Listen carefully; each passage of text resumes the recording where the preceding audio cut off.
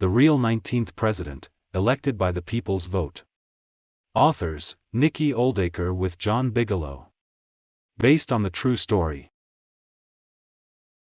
2 of Samuel Tilden's favorite quotes. When the people rise, the system gets cleansed. I trust the people, engraved on his statue and restated on his tombstone. It's engraved, I still trust the people. This book is dedicated to all future presidential candidates. Beware. Chapter 1, November 6, 1876, New York City. The sign on the door indicates managing editor, and the name above the sign is John C. Reed. It is election eve and the mood is tense for the 2 reform candidates running for President of the United States in the centennial election. The Republicans are fearful, feeling that in this election the Democrats are going to win and take the White House from them. National headquarters for both the Republicans and Democrats are in New York City.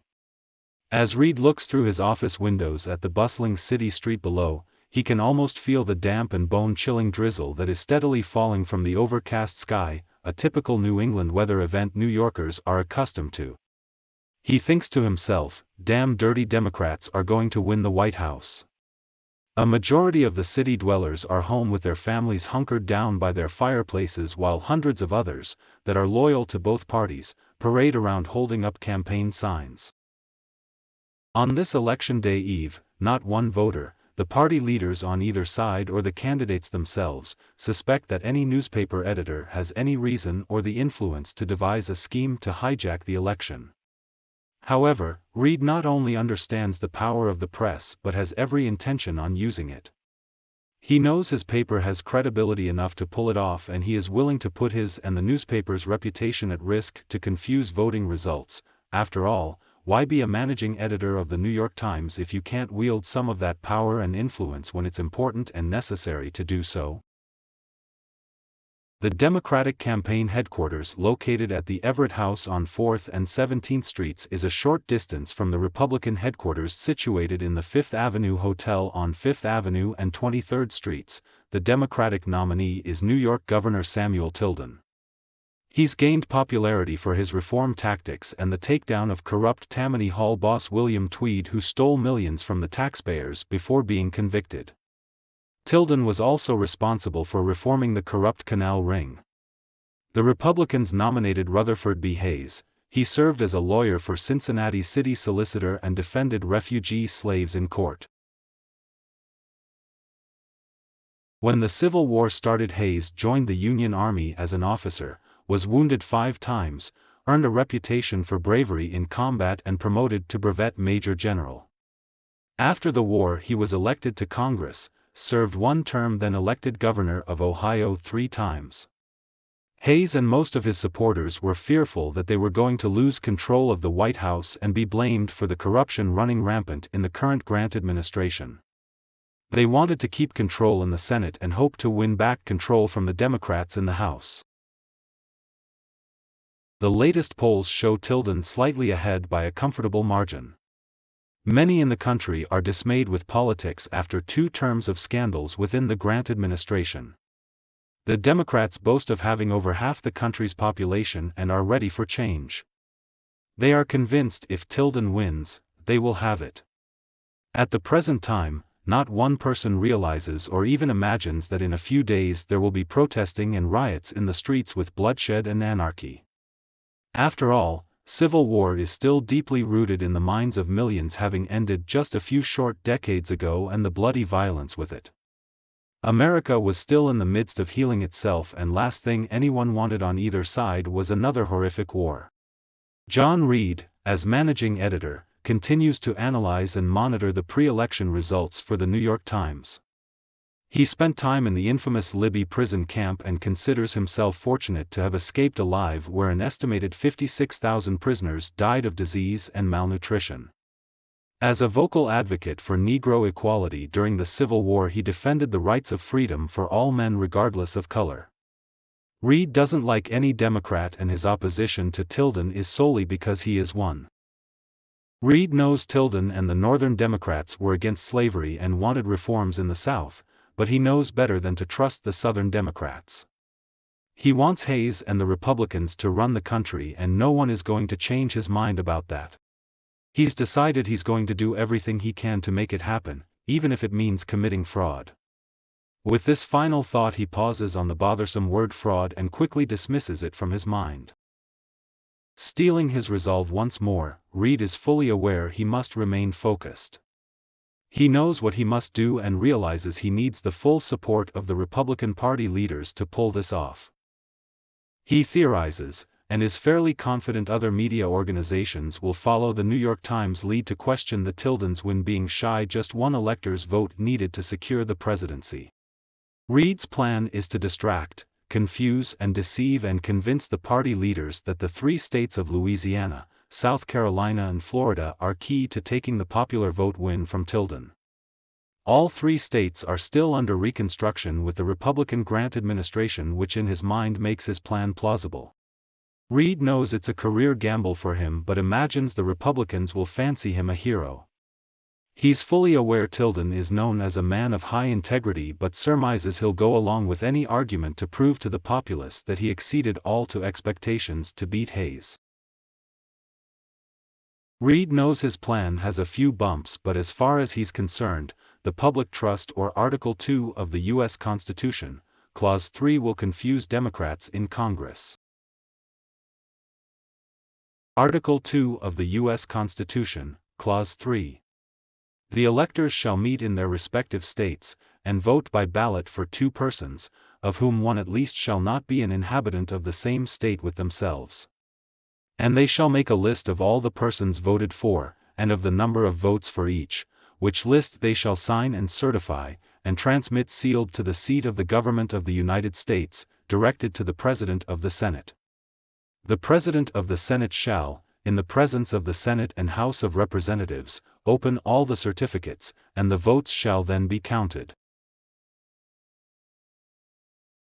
The person having the greatest number of votes shall be the President, if such number be a majority of the whole number of electors appointed, and if there be more than one who have such majority, and have an equal number of votes, then the House of Representatives shall immediately choose by ballot one of them for President, and if no person have a majority, then from the 5 highest on the list the said House shall in like manner choose the President.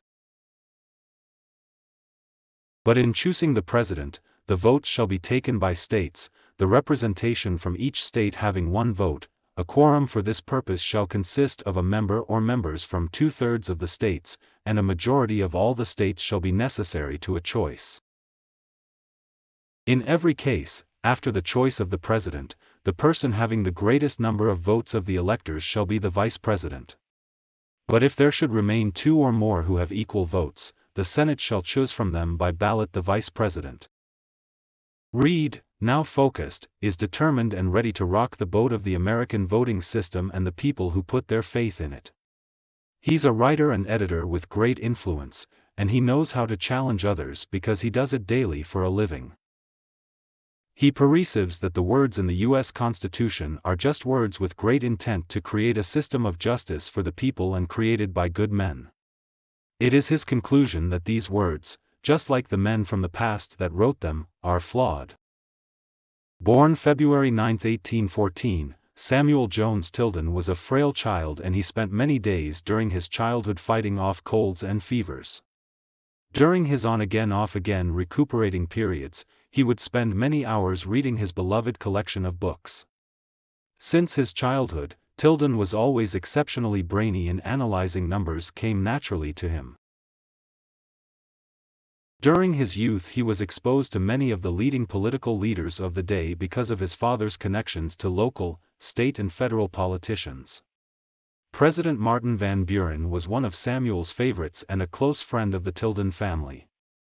Van Buren spent years during his own political career mentoring young Tilden as well as consulting with him about the issues of the day. As he grew older, Samuel's education and life experiences in law, politics and economics groomed him for the presidency. He appreciates his social life and values his privacy. He has become one of America's top-notch corporate attorneys during the rail development across the nation and has represented the legal interests of many wealthy clients, while also investing in coal mines and such other like businesses. These clients have earned him millions, making him one of the wealthiest and most affluent attorneys in the country.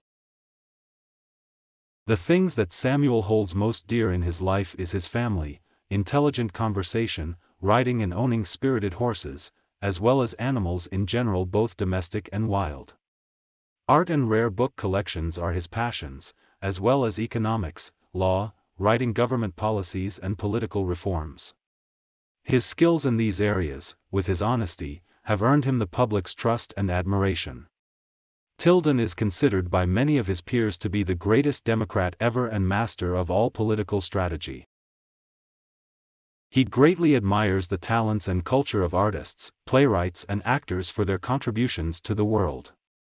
He often invites them to his home to mingle with political associates at social gatherings. He also includes many young people to attend his gatherings and introduces them to his business associates to start the young entrepreneurs off with sound business advice and seed money to launch their endeavors. Tilden believes strongly that the younger generations are the future of America, and he advises them to watch over their and others' rights as American citizens and to guard American ideals with jealous care. Tilden, while governor, was hailed as a hero by the people after testifying for hours at the now famous Boss Tweed Tammany Hall trial. He explained in detail to the jury how Tweed and his cronies pilfered and diverted up to $200 million of their tax dollars from city and state coffers. It took 2 trials for Boss Tweed to be convicted for forgery and grand larceny. While serving time in prison, Tweed was allowed home visits. He decided to escape prison and fled to Cuba, then later to Spain, to avoid being captured. Tilden was furious after Tweed escaped and relentless in his efforts to locate him. Tweed was discovered hiding in Spain and officials contacted authorities in New York. Governor Tilden wasted no time and had him extradited back to New York to finish his prison sentence. After his return to prison, Boss Tweed complained, "I guess Tilden has killed me at last. I hope he is satisfied now."